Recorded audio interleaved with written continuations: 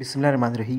لوگو بندگی اختیار کرو اپنے رب کی، جو تمہارا اور تم سے پہلے لوگ جو ہو گزرے ہیں ان سب کا خالق ہے۔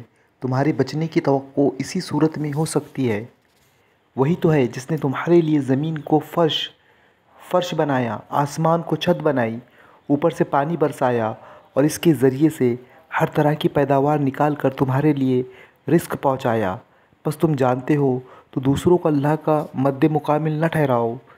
اور اگر تمہیں اس امر میں شک ہے کہ یہ کتاب جو ہم نے اپنے بندے پر اتاری ہے یہ ہماری ہے یا نہیں، تو اس کے جیسی ایک ہی صورت بنا لاؤ اور اپنے سارے ہم نواؤں کو بلا لو ایک اللہ کو چھوڑ کر، باقی جس کی چاہو مدد لے لو۔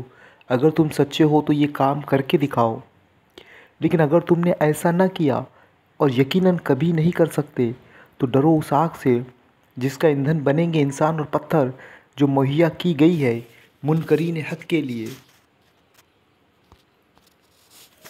اور اے پیغمبر، جو لوگ اس کتاب پر ایمان لے آئے اور اس کے مطابق اپنے عمل درست کر لے، انہیں خوشخبری دے دو کہ ان کے لیے ایسے باغ ہیں جن کے نیچے نہریں بہتی ہوں گی۔